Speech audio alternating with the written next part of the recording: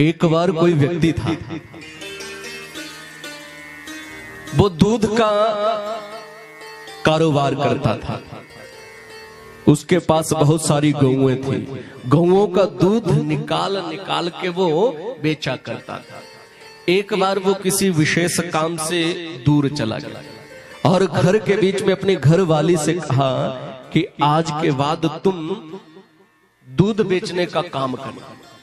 उनके घर में हर रोज 50 किलो दूध बेच दिया जाता था। हर रोज 50 किलो दूध बेचा जाता था। अब धीरे धीरे जैसे ही समय व्यतीत हुआ, थोड़ा ऋतु बदले, पशुओं ने दूध देना कम कर दिया। पहले तो हर रोज 50 किलो दूध बेचते थे, अब पशुओं ने दूध देना थोड़ा कम कर दिया। अब दूध रह गया 45 किलो। कितना दूध रहा और बेचना कितना है? अब 45 किलो दूध को 50 किलो करके बेचना हो तो हमें क्या करना पड़ेगा? आप लोगों को कैसे पता? हाँ, बिल्कुल सही। जैसा आप लोगों ने बोला ना, उसने वैसा ही किया।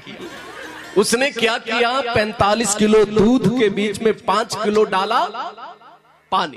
खूब पानी डाल डाल करके दूध को बेचने लगी। लेकिन उस बहन की ईमानदारी देखो, जो दूध की कमाई वो अलग, जो पानी की कमाई वो अलग। अब धीरे धीरे जैसे ही 10-15 दिन और बीते, ठंड का प्रकोप बढ़ने लगा, पशुओं ने दूध देना और कम कर दिया। भैया कभी 1 और किलो घट गया, 2 किलो घट गया। उसने क्या किया? उतना ही पानी डाल डाल करके दूध को बेचा। कई दिनों तक ये क्रम चला रहा। कई दिनों के बाद जब पति घर में आए तो भैया उसने पूरा हिसाब समझाया कि अब दूध 40 किलो ही रहा। अब जो दूध की कमाई थी वो पति के हाथ में, और जो पैसे की कमाई थी वो अपने पास रख ली। बड़ी खुश हुई। अब कुछ दिनों के बाद कहने लगी कि सुनो, अब मुझे मायके में जाना। क्यों? क्योंकि पानी की कमाई जो पास में है। अब मायके में गई और वहां पे जाकर के उसने एक सुनियार के पास चली गई। नाक के लिए एक लौंग बनवाई। अब लौंग बनवा करके बड़ी खुश हुई। अपनी सखी सहेलियों से मिल रही है। हमारी माताओं बहनों में एक शौक होता है, थोड़ा पैसा हो जाए, होता ही है ओढ़ने पहनने का। अब जहां ओढ़ने पहनने का शौक होता है, वहीं एक और शौक होता है। अच्छा सा ओढ़ पहन लिया तो 10-15 लोग ना देखें। एक हमारी कोई बहन थी भैया, उसने सोने की चूड़ियां बनवाई और सोने की चूड़ियों को बनवा करके पूरे गांव में घूमने को चली गई। सभी को कहती, अरे राम राम। ऐसे तो कभी ना राम, ना श्याम, ना केशव, ना माधव, लेकिन सोने की 2 चूड़ियां क्या पहनी। सभी से कहती, अरे भैया राम राम। सबको कहती राम राम राम राम। पूरे गांव में घूम के आई, लेकिन उसकी चूड़ियों की किसी ने प्रशंसा नहीं की। जब प्रशंसा नहीं की तो घर में आई, बड़ा क्रोध आया। घर में पुराना घर था, उसे आग लगा दिया। जब आग लगी तो जोर जोर से चिल्लाने लगी, अरे बचाओ बचाओ बचाओ। तब भी दिखा रही है। लोग दौड़े। इतने में एक बूढ़ी मैया आई और आकर के बोली, ये कितनी सुंदर चूड़ियां हैं, कहां बनवाई? अरे पहले ही बोल देती तो घर तो बच जाता। तो ऐसे ही वो हमारी बहन है, पानी के पैसे से लौंग बनवा के गांव में घूमने को सखी सहेलियों से मिली। अब कहा कि हम सब मिलकर के गंगा स्नान करेंगे। सारी की सारी चली गई गंगा स्नान करने के लिए। अब जैसे ही उसने गोता लगाया, पहला गोता लगाया, हर हर गंगे कह रहे हैं, बड़ी प्रसन्न है, लौंग जो पहन रखी है।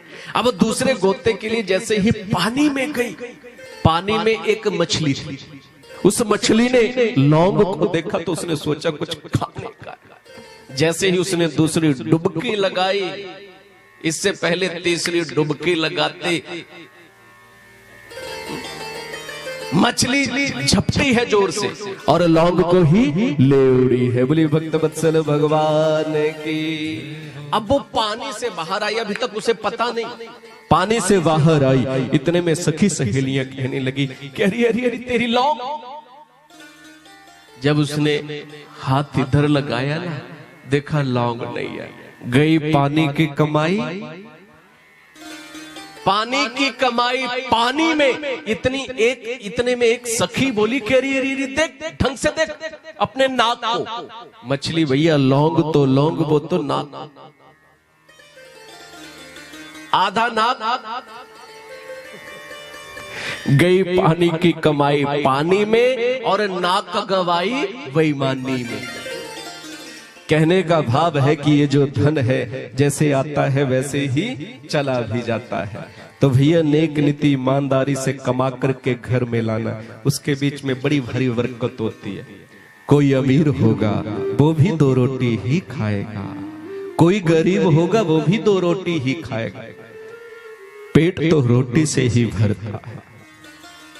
जो हमारे पास है हम उसका सुख भोगते नहीं है, और जो नहीं है उसके लिए रोते जाते हैं, हाय हाय। जो है उसमें खुश